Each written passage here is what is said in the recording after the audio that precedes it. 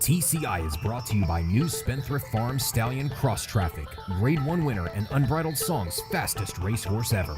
Now available on the Share the Upside program. Welcome back to TCI, your inside track to the Breeders' Cup. Alongside Joel Cunningham, I'm John Siegel. Well, Joel, Super Saturday. This is always the weekend. There is a lot of great racing going on. Obviously, we can't talk about every race that's on the card. So we're going to talk about the Classic, and we're going to talk about the Distaff division. Let's start off with the Classic first. We got the Jockey Club Gold Cup on the East Coast and the Awesome Again on the West Coast. Let's look at the Jockey Club Gold Cup because we see some really talented 3-year-olds stepping up against older horses for the first time. Of course, I'm talking about Wicked Strong, Toneless, V.E. Day. Joel, they're going to have to really step up to face the likes of Moreno. Yeah, I agree. It's that whole Travers group sort of coming back in here now facing older horses. And, we've seen a lot of attrition in the older horse division. I mean, you got, Palace Malice going by the wayside, Will Take Charge, injured and retired. So it really opens things up. And I think who has the greatest opportunity in here, and when I look, I think it's Moreno. He's an older horse that's been in good form. I think he likes Belmont. He obviously likes Saratoga, ran well to win the Whitney, came back and ran well in the Woodward, in my opinion. He has a lot of speed. The interesting thing for him is he's going to have to prove something now going 1.25 miles. I don't think the distance is an issue. However, if you look at the far outside draw here, you have Big Casanova coming from California. He's going to have to show speed from that far outside gate, in my opinion. So Moreno, if he tries to go with him, I think it's going to hurt his race against all these quality closers in here over a big track like Belmont. So to me, it's the opportunity for Moreno to show maybe that he can perhaps stalk the pace in here. And if he can do that, that makes him a classic contender to me. Because right now, if he's just a horse that has to go the lead, he's not going to win with that style, in my opinion, at Santa Anita next month. All right, well, let's talk about Santa Anita real quick because we see the Awesome Again. Joe, last time out, Shared Belief had to step up and prove that he could face older horses. Man, he did that and some. And when I look at this field, I think he's the class again. Yeah, I mean, there's no question. Right now, he is fighting for favoritism.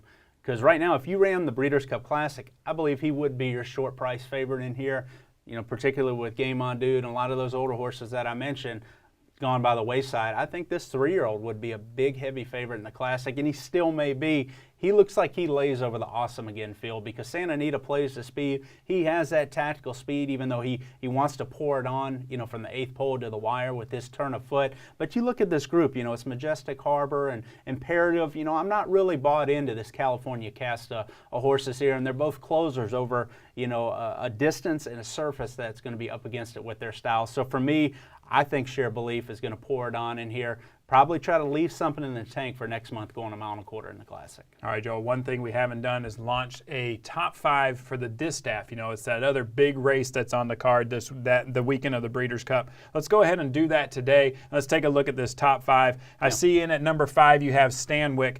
This filly really has a strong pedigree, but Joel, she's raced 6 times so far this year, and she hasn't won yet. Well, that's true, and she's going to run this weekend at Beldame, and it's going to be a big test for her in the Beldame against, she's facing, to me, I don't think it's a very fast filly in here. When I look at, Ty Pletcher's 3-year-old filly, Stop Charging Maria, she's never really been a top-class filly, like untappable and well thought of in that regard, but she's turned out to have a very good summer, at Saratoga, winning a couple grade 1s that I didn't think were very strong. The speed figures weren't that strong. So to me, it opens it up for an older mare like Stanwyck, who may be on the upswing, getting back to Belmont, a track she's a grade 3 winner at last year. She's well related. She's not only by Empire Maker, she's a half to Giacomo, half to Tiago. So that mare has thrown some top class route horses. She likes to come from off the pace, and she wants to run all day long. So going back to 1.8 miles here, you remember Thank You, Mary Lou last week? Yep. She won the Dogwood. I really think she can be, sort of an outside player in that filly mare sprint division. Stanwyck, for me, is that outside sort of dark horse in that division that, watch out, if she pops up and runs a big race in the Beldame this weekend, I think she could be an off-the-pace threat next month at Santa Anita. All right, number 4, this filly is no surprise here. She's been running really well. Grade 1 winner this year, but you mentioned having to step up. She's going to have to step up this weekend in the Zenyatta because she's going to be facing Beholder in there. You think she's got a shot? I think you have to have Iotap in the top 5 because she ran so well a couple races back. Everybody remembers she drew off in a grade 1 by 10 lengths at Santa Anita at 1.8 miles. That's what the Breeders' Cup Distaff is. She's in career form. She's won her last 2, even though last time out wasn't as dynamic over the poly track at Del Mar. I think she's getting back to doing what she wants to do here. She has to give 3 pounds to Beholder. You know, I tell you what, Beholder at Santa Anita is almost unbeatable. So to me, she's going to have a tough task, but the fact that she's in form and able to hook Beholder coming off the layoff, I think it's going to be one of her best opportunities to try to beat her. Nonetheless, I think you have to have Io Tappa in the top 5. Again, based on her Grade 1 credentials at Santa Anita at a mile and 1/8. However, I do think she's a step below, and I think right now it's a huge test for her facing Beholder. All right, next, number 3, this filly, you know, she is amazing. She's won your Oaks. I mean, she seems like she's winning everything. So there's really not much to say except that she just continues to win. The big, you know, question mark is going to be her stepping up and facing older horses like Beholder. She's a mare that, you know, again, they could have run her in the Preakness. She may even been one of the favorites in there, as good as she was in the Oaks. But, you know, she's a lighter-made filly. They didn't want to run her against the boys in there on 2 weeks rest. They wanted to do it down the road when they had spacing. They tried it in the Haskell. She showed she wasn't carved out for that. However, facing her own sex, she showed last time out, last weekend in the Cotillion, that she is definitely the best of her division. I think facing older mares, she has a shot. If she can refine that form from earlier this spring, summertime, and they get a little, you know, somebody were to go with Beholder early, you know, certainly Close Hatches has a lot of tactical speed. We'll talk about her. I think Untappable certainly the best closer this year in that Distaff division. Well, let's go ahead and jump right in there and talk about Close Hatches. This is a filly that is always consistent. It'd be interesting to see how she does this year, though, going into the Breeders' Cup.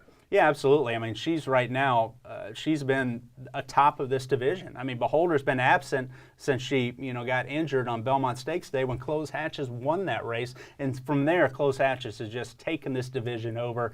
Remember, she ran second to Beholder last year in the Distaff. A ton of quality here. Mile and 1/8 is what she likes to do. Certainly has a tactical speed. So for me, she's sort of closed that gap right now. With Beholder being on the sidelines, I think Close Hatches is a strong number 2 here. Well, and at number 1, you got Beholder. Joel, this filly's a 2-time champion. No surprise why she's in at number 1. But it has been very well documented, that injury that she got at Belmont Day. I mean, it was a pretty serious injury. Now, one thing we can say about Richard Mandela, he has proven himself that he's not going to run this filly unless she's right.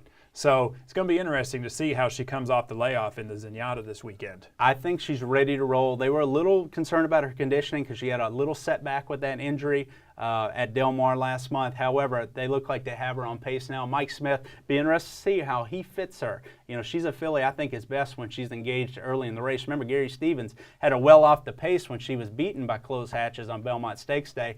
I think she's going to show that speed, be a fresh filly. Very anxious to see her run. She's a defending champion of the Zenyatta, certainly loves Santa Anita. She should be your favorite in this Distaff division. All eyes will be on Beholder this weekend. I think in a mile and a 16th in the Zenyatta, she's going to be tough to catch for Io Tappa or anybody. Very excited to see her run. But, you know, you saw at top 5, we have a lot of fillies in action, you know, going towards the Distaff. So a huge weekend there. Really the only filly that we're not going to see, you know, in Tappa we saw in the Cotillion, we're going to see Close Hatches, obviously, next weekend in the Spinster coming up. So a lot of action that Distaff division, so keep your eyes on that. All right, it's Super Saturday. You know, we talked about just the Classic and also the Distaff division, but just give me one race on this Super Saturday that we didn't talk about that you think is a good race. Well, the Vosburg is a win you're in, you know, for the sprint. So certainly that's a race that, you know, features Palace and Private Zone. I think Private Zone, remember last year I thought he was your horse for me that I liked in the Breeders' Cup Sprint. And he ran awful, came back at long odds and almost snuck away and won the Cigar Mile on the front end. So I think he's a very classy horse when he's on top of his game. Anxious to see how Private Zone runs shipping over and facing an informed horse like Palace. All right, thank you, Joel. And thank you guys for watching. Make sure you come back next week. We'll see how Super Saturday shakes out, and we'll see how it affects the TCI top 5s.